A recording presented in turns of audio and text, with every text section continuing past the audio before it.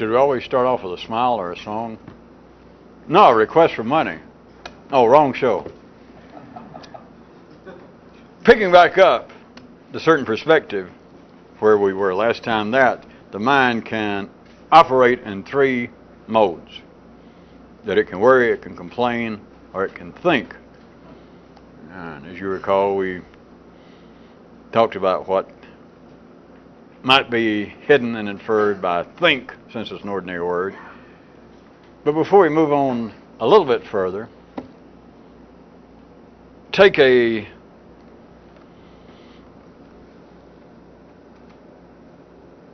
another kind of view of these kind of verbal/intellectual divisions, such as me saying there are three ways that the mind could think: to worry, complain, or to think. Three ways it could operate. Take a quick look and realize that it would be very easy and not ill-founded to say this, that ordinary mental activity could be classified as just either based on worry or complaint, and leave it at that. But now this is true in all such divisions in a three-dimensional world. But consider for a second, let me pause a minute before we go on.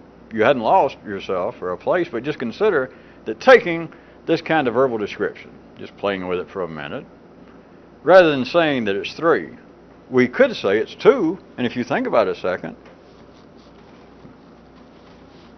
that covers it. You had since last time, or you should be able to think about right now, that under just all ordinary conditions, if you say, well, people's ordinary thought processes is either in some way where they're thinking about the past, where they think they're planning for the future, no matter what it is, just the ordinary runnings of the mind, or if they think they're engaged in some creative process, or if they think they're engaged in some kind of academic investigation. If you still look, it is either some form of complaint or it's some form of worry. And leave it at that. And you would go, if you can follow what I'm saying, with no attack on anybody, not trying to prove anything yet, and you'd have to go, yeah, that covers it. You know, anything, I can see it right now, that all the ordinary processes will fit into that. The little something that one of the Kyroots did is, when I stopped for a minute tonight, point out that in this three-dimensional world, and if we were somewhere else, it'd be a variation of this, by the way, but since we're not, we'll stick with the three-dimensional. That in the three-dimensional world, anytime you can see two, there's got to be a third. Now, the full Kyroot, if you recall a few minutes ago, was it said that if you can see two, then there's got to be three. And if you don't see two to start with, then you're not even looking to begin with. And it's not just this mental process, as I was inferring a side trip for a second. Anything in life, and we've done it here many times, and surely by now you can do it on your own, or you can just take what life seems to do, that you can say, that life would say, if you're interested in affairs of the body politic, that no matter whether it's called Whigs and Tories and etc., you could say, all right, the way it appears now, all political activity can be divided into, whatever they're called in a particular area, but they can be divided into liberal attitudes and conservative. And by God, anything you can think of is something that you're an expert in politics. You say, well, that covers it. You can take everybody, there may be little shadings, but you can take it all and divide it into two. But if you think just at the ordinary level and intensity at which life runs everyone's mind, if you're just barely conscious, just enough to walk around, then you will admit you couldn't even think, without this being true, that, wait a minute, I can see two. Of course, it's normally, assuming that you were of the royalist persuasion, then you would say, all right, in the matters of politics, yes, there are two views. Mine and the wrong view. And so if you could think about anything without even any effort, it's just something that you're just kind of blindly staggering around in life and you're interested in stamp collecting or politics or whatever, you can see two. And at all ordinary levels, with nothing being amiss. If you question just impersonally and you ask your intellect or anyone else's, all right, this division, this dichotomy, but that might scare them from me. If you just say, well, this division of politics into conservatives and liberals, in the fully classical sense, written with small c's and small l's to cover all the other names from other eras and parts of this planet. If you said, does that cover it? The ordinary intellect, quite rightly, would say, yeah. Well, we can discuss shadings here and there, but that do cover it. That's it. Not because they're a mess, not because the political situations in life are so intricate that they can't be known. You're back to the same old problem.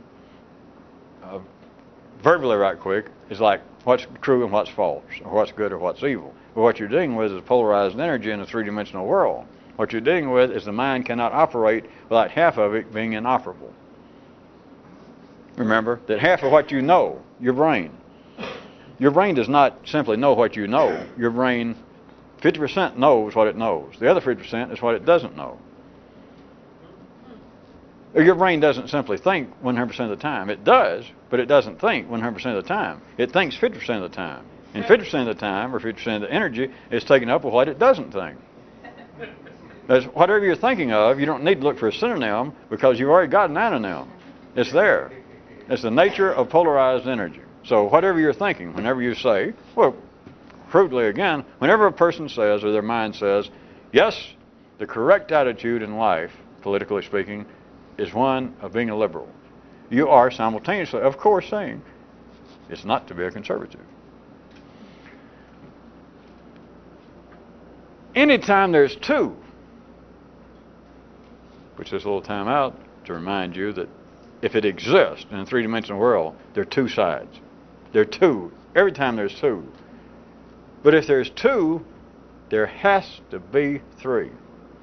This is, I'll agree, outside the laws of physics,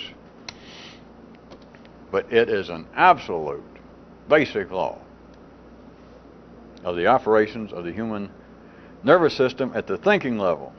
It's true elsewhere. It's true down at the somatic, it's down at the world of acts. This is still true. But it is true here, wherein it seems to be somewhere between being not true and being irrelevant. But it's still there, because if you can see two, I guarantee you, or if you're in Louisiana, I guarantee there are three. It doesn't matter where you look, it doesn't matter what the situation, it doesn't matter whether you can see it or not. If you can see two, but the farm, there's always a third. Always. Now, besides my little joke, trying to pick up a little more steam of where we ended up last time. If you recall, I was making sort of a little joke hint wherein I pointed out, still regarding the three possible modes of ordinary mental activity, of it either being a form of worry, of complaint, or of thinking, whatever we decide that is, which would be the third. That if you did follow those first few minutes and could see that quite easily, quite correctly, you could divide up all mental activity as being some form of complaint, based on complaint, leading toward complaint, colored by complaint, or else worry. And once you see that, then I say, all right, there's something else, and we'll call it thinking. Then you got to say, okay. Right? So then we don't have to worry right now what it is. We don't have to define it.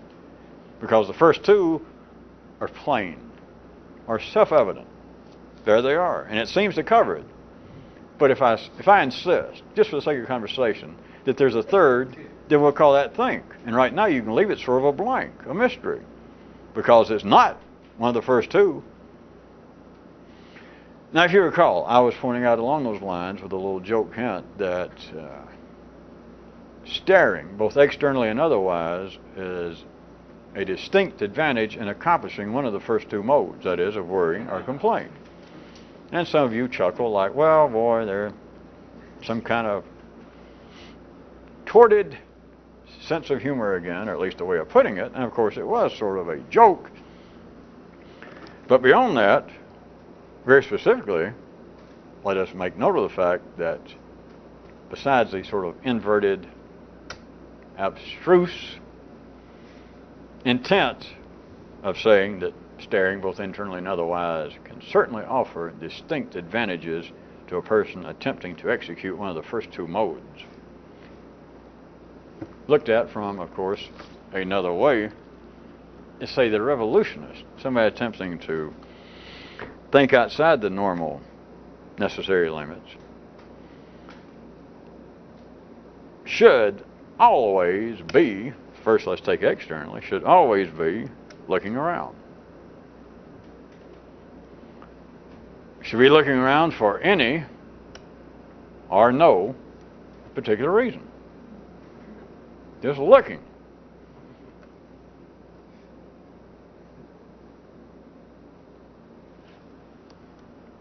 If we got 1 minute to waste, since I know that some people have been interested and I've heard about it,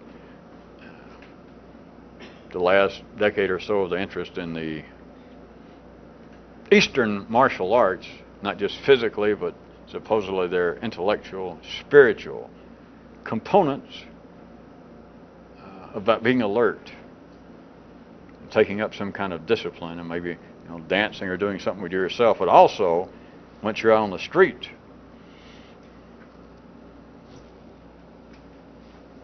over on the Lower East Side late at night, is be alert. Always look around. Case the joint. Case the neighborhood.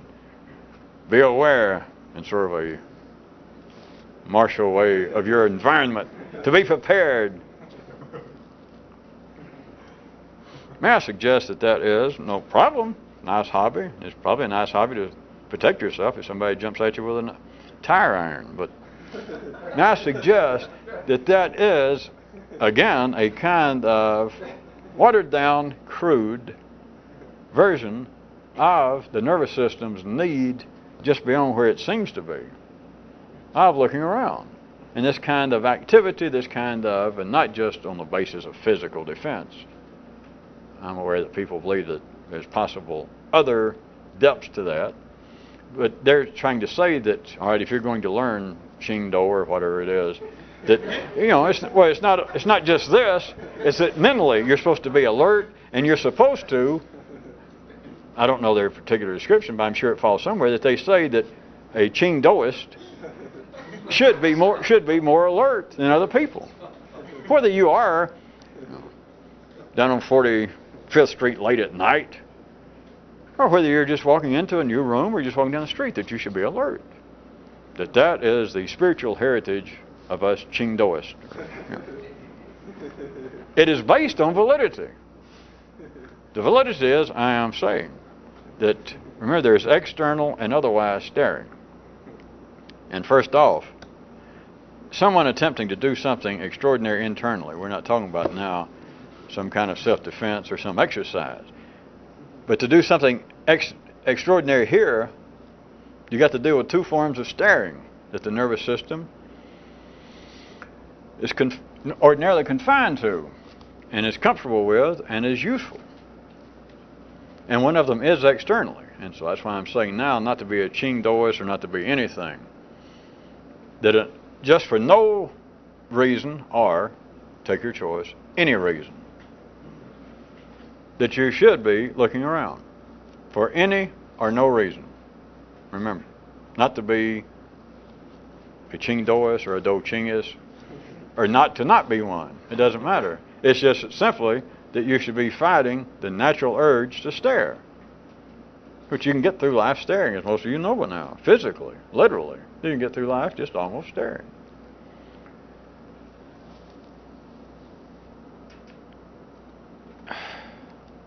It is comfortable, and beyond that, and I say comfortable, if you recall from last time, I hit it just a little bit, that it is, in a non-pejorative sense, it is comfortable, if you're going to lead an ordinary life, to stare, because you can get by just almost, if we're going to in some way measure, if we could, which I could, but if we could and then collectively join in the observation of said measurements, you could see that if we drew a line somewhere in a kind of three-dimensional measurement, some kind of grafting of one's attention, and we called it a certain kind of attention which you could It's no big problem. You could hook it up to the brain and make your own decision. All right, this constitutes a level of just almost staring, just wide-eyed, staggering around, almost asleep. But you could draw that line and realize that you can get through life.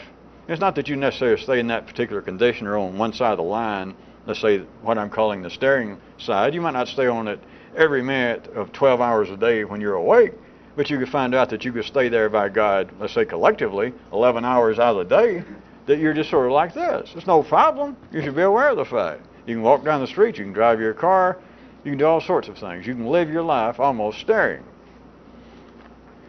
It is easy. Not that there's, for you people who like it easy, don't be offended. There's nothing wrong with it if you're going to be ordinary.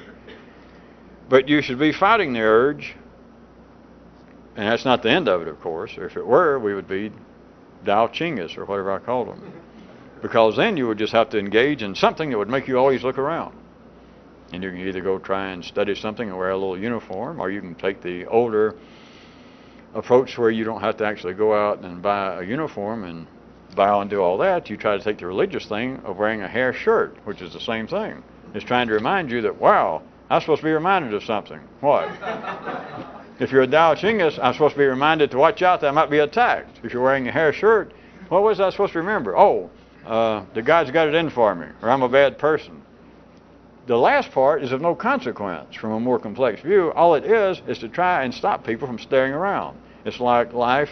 Those of you who remember last time, if you heard any of it, me suggesting that Nobel Prizes are not actually given out for the behavior, the accomplishments that the recipients seem to have made, to have done, but on a deeper level, is life encouraging people to actually think. Think more, damn it. All right, this kind of thing, they're coming out in religions of wear a hair shirt, put a rock in your shoe.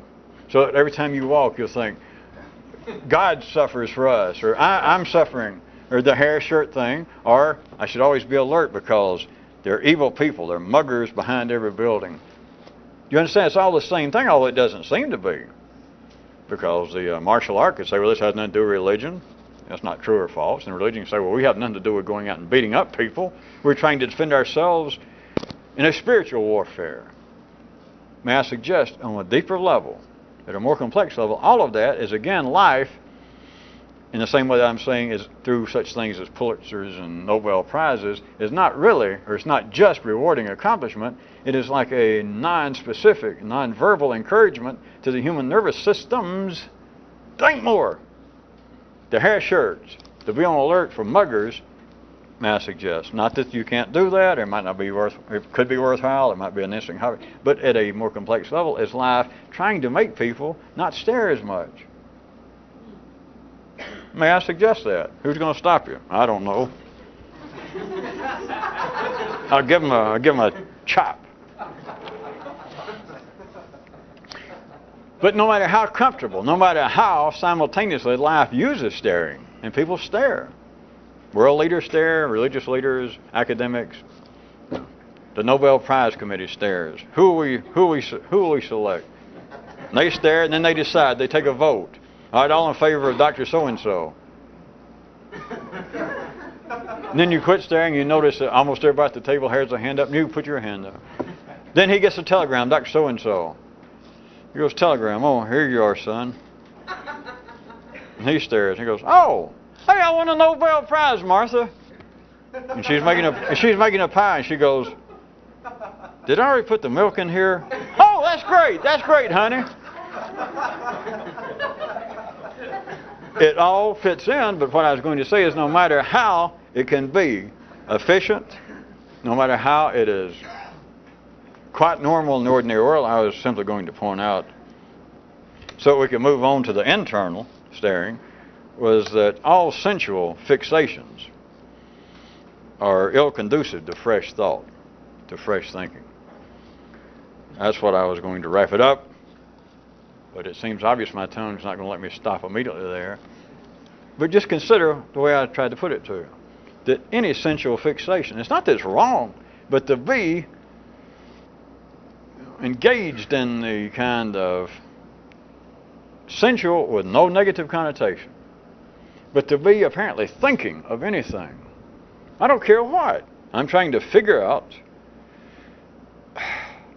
what could be the one, finally, all-encompassing theory to explain the basis of matter? From that to somebody, why is it I feel so close that I could almost figure out why the big guy lets these little damn pissant things happen to us people? You know, why do bad things happen to good people? Or it could be somebody caught up with, oh, am I hungry? What is that I smell? It is either a triple-decker pizza or somebody again invited Captain Irony with that cheap cologne. It's not that there's anything wrong with the sensual pleasures of life. Sometimes I can't believe that we even say such as that. Like, there's nothing wrong with that, as opposed to what? Or how about, well, you laugh now because, you know, I make you see it in a certain way, but, you know, priests, rabbis, leaders of the world come out and say, well, some of the sensual pleasures, some of the pleasures of the spirit are not all that bad. And millions of people go, oh, wonderful, yay! I should have left it at that, didn't it? So you kind of laughed, some of you saw something, and so I put this for, and you went, what? Well, I was being funny of me saying along the way that, well, there's nothing wrong with the sensual pleasures. That's not the point. So I was going somewhere else. But realize how ridiculous that is. Not just me doing it. Life does it. Famous people. I'm talking about super famous people. People who lead millions of followers now, thousands of years ago, that will say, well, sex done, and according to our doctrines, is fairly acceptable. And millions of people go, oh, what a relief. Boy, I can go screw now. Think about it. So, at any rate, back to the main sentence. That was just a side step.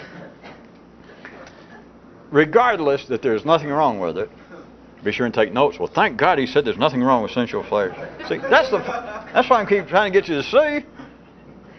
And it's not a joke at me. It's not a joke at life. It's just interesting if you think about it. Not worry about it, not complain about it. Because if you do that, it's not interesting. That any sensual fixation, no matter how important it seems to be, no matter how well-founded, no matter how natural, no matter how much fun it is at the moment, any sensual fixation is ill-conducive to fresh thinking. I'm just telling you that, and there's nothing wrong with sensual pleasure. Again, why don't you play along and suddenly everybody stand up and say, oh, thank you, oh, I'm so glad to hear that. I guess I enjoy that too much. Why should I inflict my taste on you? I don't know, why not? So that was another joke, but we ain't got time for this shit, not this stuff.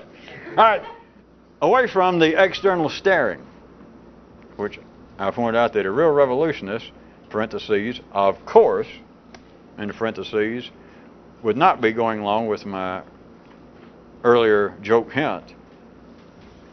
That is, that staring both externally and otherwise is very conducive. Distinct advantage to the first two modes of mental activity of either worry or complaint. The contrary, the revolutionist would be doing whatever it took externally not to stare. But rather than looking for a reason like, well, God don't want me to stare. God wants me to look around and realize that they're hungry people, they're sad people. He wants me to go past cemeteries without rocking my shoe and realize I too shall die. That doesn't matter. It seems to ordinary intellect that is important. My suggestion was the importance to a revolutionist is simply life trying to say, don't stare so much. Not to you individually and not to humanity, because we didn't want everybody staring at the rate at which they were staring. May I again be such a big mouth as to say that life could probably do something about it. But it's like always the future is seeping in. It's always fifth, sixth dimensions coming in here, and it's always a pushing. So it's not that you're not staring enough or too much, but it's like life saying, tomorrow you're not going to be staring that much to humanity. And so it gives it reasons, as always, like, well, because if you stare, you might ignore the suffering of your fellow man, and it would not be good, and you would not be a good Jew, Christian, or Hindu. People go, well, all right, then I'll try to be more aware of my surroundings and be aware that life is, to a certain degree, suffering. That's all right. I'm suggesting to you that the more complex, the more manifold energy behind that is simply life pushing in such a direction that some of you should be able to feel the reality of what I'm saying already, is that tomorrow, humanity, figuratively speaking, will not be staring as much. That is part of one of the Kyroots tonight, that even in a finite universe, it's illogical, but some of you can hear it, there are infinite resources. And in this one, within limited confines of a three-dimensional universe, a finite universe, the way it appears by all appearance, by any scientific, any reasonable view, it's a finite universe. But within that, there are infinite resources. You don't have to go looking or think, wait a minute, you're talking about some kind of schmarks, something that they haven't even discovered at a subatomic particle level. No. It's everywhere. You just, where? See? What you're looking with is what it is. There is what appears to be. You can't deny it. Infinite resources. Yes, which is what? Human thought. In fact, it's a strange creature. The more people think, the more thinking there seems to be. The factual world seems to be just an infinite resource. Have we arrived facts? The more facts we get, the more goddamn facts we get. There's no end to it. That, again, what I was trying to tie that to for a second was the kind of pushing again that life is continually saying to those that can hear the future, or taste the future, smell the future, that tomorrow you will not be staring as much. And not staring as much is like the human intellect opening up to more and more thinking. At that level, it's of no particular consequence to the individual, because the more and more thinking is more a matter of, in three-dimensional measurements, which is all we can talk about plainly, the more thinking is going to be a matter of quantity and not quality. It's only revolutionists who can change the quality of it right now. All right. Then, from the external part of staring, that is, are you staring for no particular reason or for any particular reason? But the best way to look at it, I would suggest, is no reason. That you're not staying more alert to help the hungry, which won't help the hungry, fine. You're not trying to stay more alert to keep yourself from being leaped and jumped by a mugger, which if you don't want to be jumped by a mugger, that's fine. But the point is to constantly look around is to keep the nervous system from being fixed, because any sensual fixation is conducive to any kind of fresh thought. You cannot stare and have a fresh thought about something. Now, as to the staring internally, a little more specifically, rather than there being no reason just of doing it, which enough of you have been through this, I think we've talked about, and you've done it. If you have any inherent interest in this sort of thing, then all you got to do is get out and try not to stare as much. It's ordinary. They just try and look around more in life, and it just feels right. Of course, then you can be a viewer to Kyroot and write another version of that. But boy, every time I don't stare and look around, it feels so good. There's no doubt, there's no question about it. I don't have to worry about why. It's just the right thing to do, comma. How come I can't remember to do it? A viewer. Now, what do you call that? You remember the Kyroot? And the Kyroot wrote back and he says, I call that breathing. I call that living. Not that that's any great help, unless you're extraordinary, and then you should go, ooh, Captain Irony slipped into my underwear when I wasn't looking. But at any rate, you just simply need to, you can feel that not staring in the ordinary sense is just the right thing to do. It just feels better. There's nothing else to say. So you can say for no reason. But to do it internally, it won't work like that. There has got to, apparently, there's got to be a reason to do it internally. And it's very easy for me to tell you what that reason is. You make one up. Now that's about where we left off last time. Let's say it only took me 3/4 of tonight's show, 4/5 to catch up to where we were.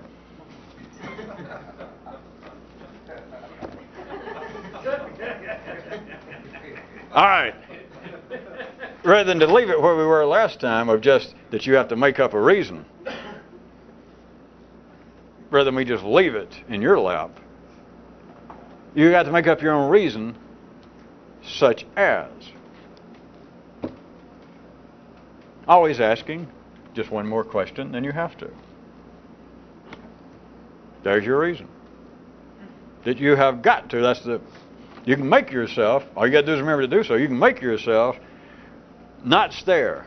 Just on the way you're walking down, you're going out for your morning walk, and you're just walking down the street, and all you got to do is remember, and you can tell yourself not to stare, and you just try to constantly keep looking around. And you find out, yeah, I should do that. For no reason. Leave it there. Don't say, well, that he is right by God, because then you're finished. Because you're going to start staring. Even if you start this, you're back staring now internally. So, not staring out here, you can just simply, all right, I don't do it. I'm not looking for anything in particular. I'm not looking for any particular reason. I'm not trying to fulfill some spiritual obligation. I'm not engaged in some kind of martial art system. I just don't do it.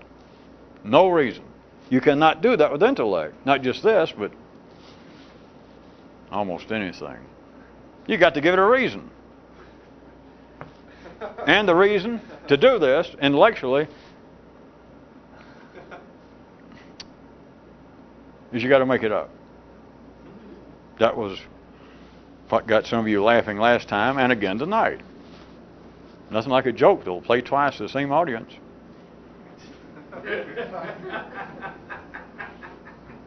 We won't go into what that could otherwise possibly infer. No.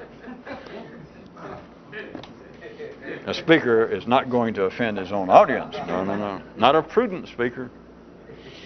Internally, you got to make up a reason.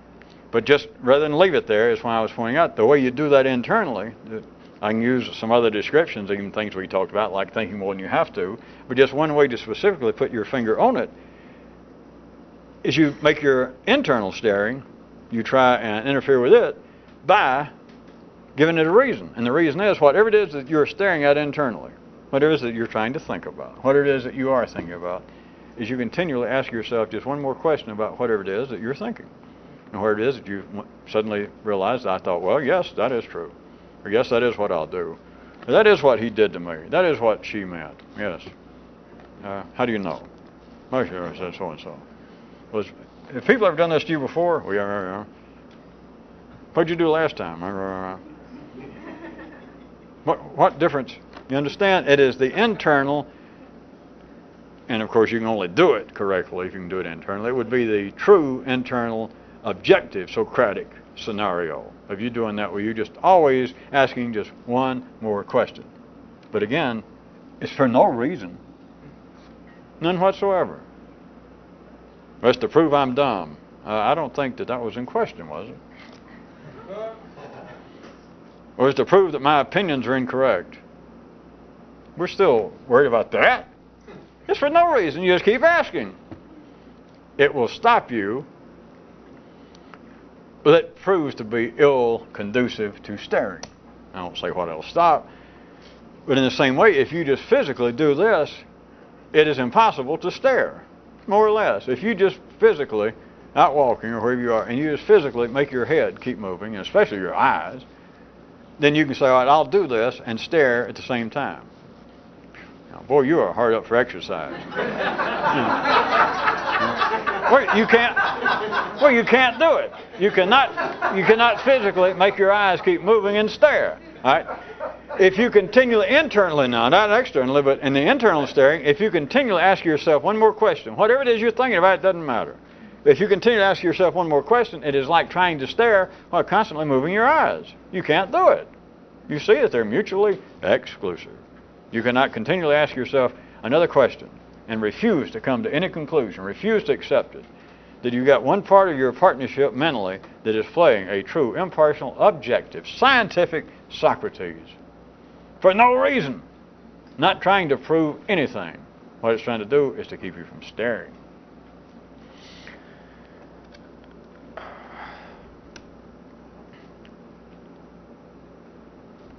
In the remaining minutes we have during the service, the ushers will pass amongst you with the collection. Oh, we got about a few more minutes. How about this?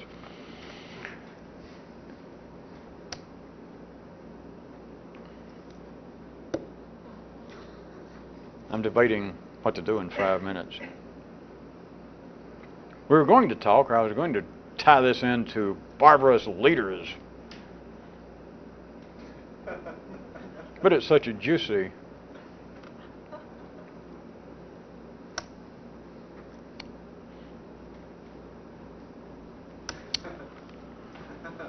just not enough time. So let me do this. There is something. I was thinking what else I could tell you besides a joke or about the absolutely horrible week I've had.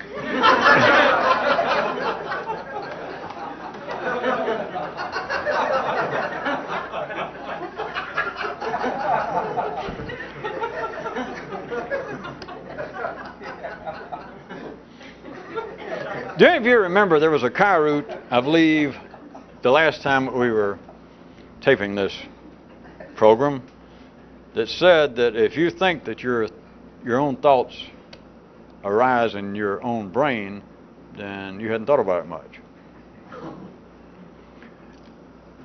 As may or may not pertain to that, I guess I feel like it does to make any sense at all in the waning minutes. Someone transshipped me, just in the last few hours, an obscure, well, I won't say that, a curious medical journal that I just had a chance to glance at in some way. You know how it goes amongst deep spiritual people, like opening a serious catalog or something, it just blindly, and you open it when you have a problem, and you look right down, and the picture has something to do with your problem, like or is that the Bible? What is it? Well, at any rate, I opened the journal. I only had a few minutes, and I opened the journal, and it seemed it just may or may not be relevant to that Kyroot. And I got to admit, this was a curious journal, and I'm telling you, I'm not going into details, but it was transdimensionally shipped. So just trust me, it's curious from any ordinary view. But in that, just the page I opened, said this, and it's not from this dimension. Let me just be crudely. It's a little more complex and subtle than that, but we're running out. But the part that I turned to said this, more or less. I didn't write it down, but it said that ordinary thought arises first in a man's limbic system, just system of sensation. And that being the case, his mental proclivity to think thus becomes, the proclivity to think informs a feeling, such as worry and complaining.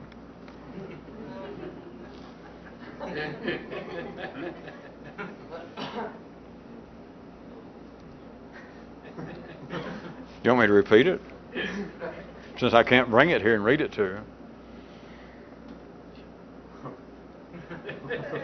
That man's thoughts, an individual man's, I'm going to throw in a little bit. It's not exactly what was said, but hell, I'm not quoting exactly anyway.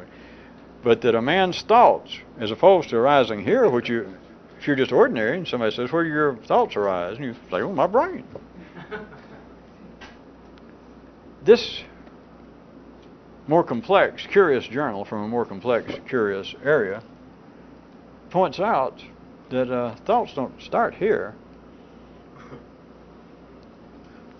Also, of course, I can't assure you that even what is about to be pointed out is actually where they start. But as opposed to them starting here, which anybody who's ever thought about it at all knows that that's not true.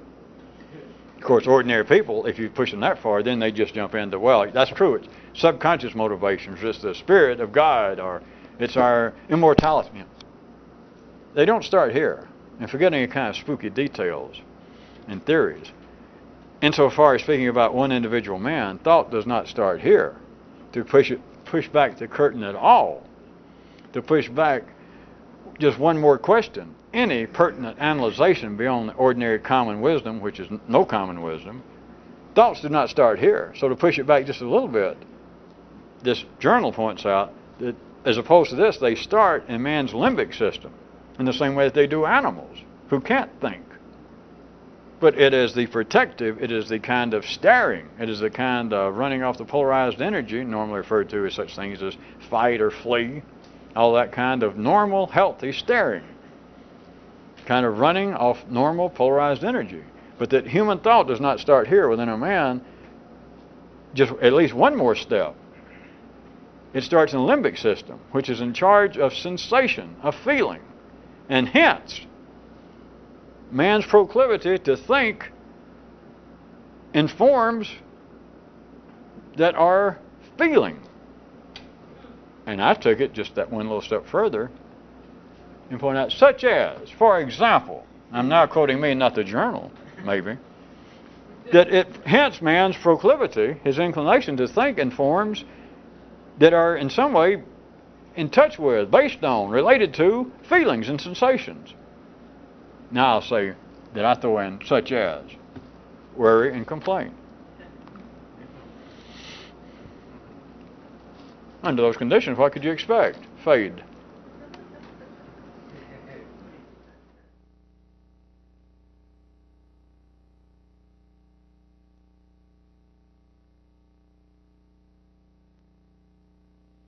We're just still rolling? Huh? Yeah. Everything rolling? Yeah. You folksies out of town, New York and Philadelphia, Los Angeles, and Arizona, and I know some of you getting it, San Francisco, Washington. I'm not trying to leave anyone out. But I said something here to the people present night before last when we were taping, and I wanted to say it to you people there that are part of the steady watchers of the tapes in those places and any others. That us doing these tapings, because you people getting it in the other cities, of course, are getting it on tape, but you should, I want to express the same sentiments that I gave the people here.